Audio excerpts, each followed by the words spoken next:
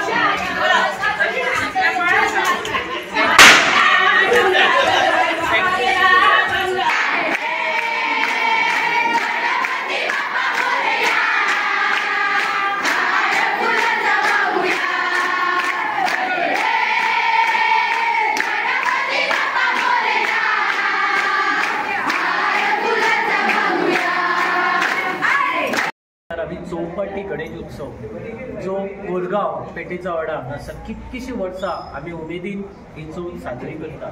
कितकी पिढी हे आमी ते बद्दल सांगू शकना, पण अपरंपार अशी म्हणजे आज पणजो किंवा त्याही पलीकडे आमचे कुटुंब जे आमी आता पळयत आसात किंवा आमी जे दिसून येतात त्याच्यापर्यंत कैक वर्षाची आमची परंपरा आसा ती मोठ्या भक्तिभावान आमी साजरी करता.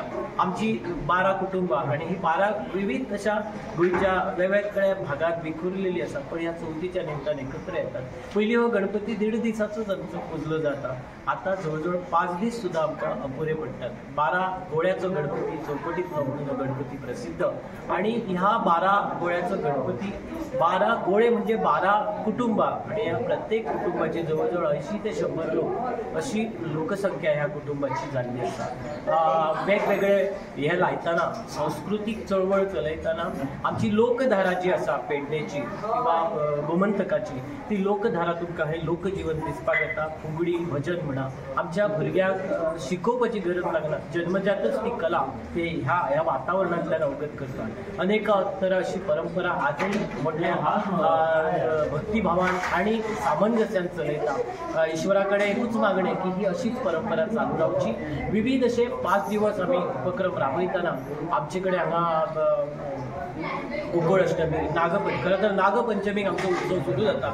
त्याच्यानंतर गोकुळ अष्टमी गणपती आमचो तयार जाता आणि त्याच्यानंतर चवथ आणि मग वर्षभर विविध असे उपक्रम. कोरगांवच्या एकंदर सांस्कृतिक ह्या कुटुंबाक खूप महत्व आसा आणि त्याचबरोबर दुसरा एक कुटुंब आमचेच भाव चिमण शेख म्हणून ते दुसरीकडे स्थायिक झाले. त्यांची जवळजवळ 7 कुटुंबां. ही एक उदाहरण ज्वलंत असा उदाहरण आयच्या ह्या धावपळीच्या जगात तुमकां दिसून येता. ह्या निमतान सगळ्यांक चवथीच्या शुभेच्छा दिता आणि ह्या आमच्या गणेश उत्सवाक अजून 2 दीस आसात. अवश्य सगळ्यांनी येवचे आणि आमच्या ह्या भक्तिरसाक तुमी न्हावन वचचे इतलेच हांव ह्या ईश्वरा कडेन मागणी करता.